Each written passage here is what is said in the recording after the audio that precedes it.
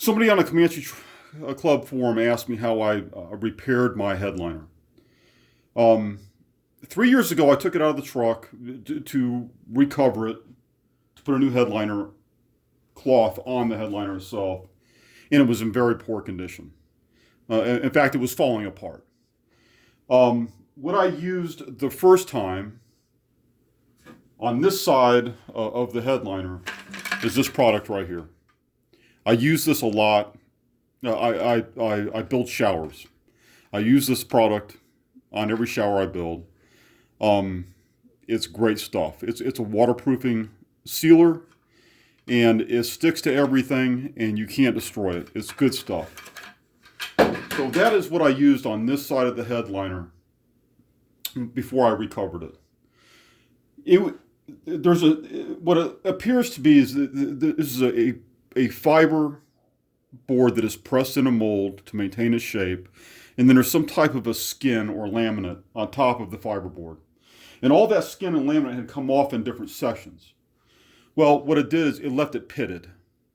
And I thought that the new headliner material with the foam back would cover over the pitted areas and you wouldn't see it. But that's not true. You saw it. Let me flip it over to the back side. At the time that I sealed the other side, I had enough fiberglass to do this section here. When I pulled it back out the second time, I finished and I went all the way around with fiberglass. As you can see here, this is that delamination. And it's got a texture to it where the skin is gone.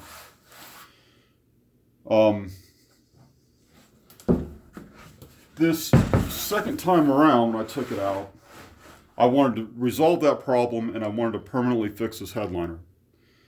You can tell it's still got some flexibility to it, so I can get it in and out of the truck. I'm not worried about that.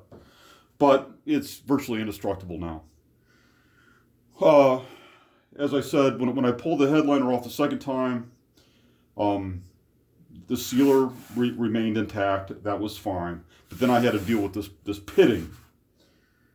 What I did then, I took some 36 grit sandpaper that I had, and I sanded it down. That got all the foam and glue that was from the new headliner. That removed it. I then sealed it it was a Sherwin-Williams product. It's an oil-based primer, very much like oil-based kills. That way, that cured the contact cement from the covering that was left on the sealer, and also some of the foam that just wouldn't come off. It sealed it. I was then able to sand it down again, and I went over it with fiberglass. This is the resin I use. I'm sure it's the cheapest shit. You can get it at Walmart. It's $15 a quart. All right, and it comes with the activator. The cloth, which I don't have any of, I think is about $5 for a 30-inch by 60-inch piece. And if I were to do this from scratch all over again, the first time out, the sealer I use is this product right here. I build showers. I'm a tile guy, and I use a lot of this. So this is free to me. So on this side, when I sealed it, this fiberboard is very absorbent. You're going to figure that out. If you want to fiberglass your headliner, you're going to mix up your resin, and you're going to brush it on, and it's just instantly going to disappear. It's very porous, and it's thirsty. It's going to drink it right up. On this side, I had already sealed it with this. So it didn't take as much resin as it did on the back side. In all, I wound up going through 4 quarts of resin. Well, and what's left of this 1 quart, more than 3.5 quarts, you're going to buy 4 quarts. So this isn't necessarily cheap. So it's $60 for resin and another $15 for cloth. You're at $75 for resin and cloth. And had I not sealed it, this side of it would have taken more. So you might even be at 5 quarts of resin. It's going to cost you $100. This stuff here is $50 a gallon. It is not cheap, but it's good. In fact, I there's another product line called Red Guard. And I actually use the Red Guard. It's just like this, but it's red. This is actually a dark green. I use the Red Guard to seal, waterproof the floor pan of my truck, actually. The stuff is great. When you get it on your skin, it does not come off. It has to wear off. You can't wash it off. It sticks. After I fiberglass this, I believe I used the first coat. I put my cloth on. I wetted it down with a second coat, let that set up, and then I went with a third coat over the whole thing. I trimmed all my edges back. I did not sand it down. There was no way to sand it down smooth anyway, because I still had all this pitting to deal with. I wound up getting this lightweight, it's body filler. I would not use this on the outside of my truck. In fact, I won't use this on the outside of my truck. It sands kind of funky. But it's perfectly fine for this, and it's $20 for the gallon. You can find this at Napa. It's cheap. I would not recommend, this is what I use on the outside of my truck. This is what I use on the body. I would not recommend this.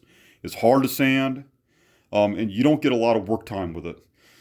You mix this up, you add your hardener, you mix it up on your pallet. You've got 1.5 to 2 minutes to get this spread. The other stuff, this stuff here gives you a lot more time. You'll have 3 to 4 minutes. And that makes a huge difference when you're trying to skim an entire area like this. You've got to work fast. So after I fiberglassed it, I did sand it down, but you're not going to get it smooth. I sanded it down to make sure I had a nice clean surface that the Bondo was going to stick to. And I skimmed the whole thing out, and I sanded it down.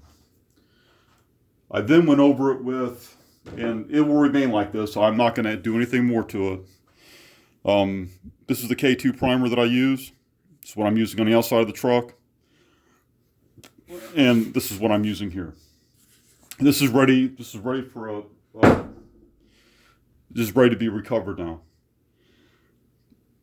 So there's a group buy, SMS Headliners, I think it is. $200 for a headliner, a brand new headliner that's already covered. You know, that's a good deal. But if yours is salvageable, I would recommend that you fix the factory headliner if you've got it and you can fix it. But there is a new one available, so the choice is yours. Either way, you could probably do this for about $120. And had I do it all over again, I probably would not have used a sealer. I probably would have just gone straight to the resin. But you learn from your mistakes, and if it's coming apart, you can seal it, but you're going to see it in the headliner itself.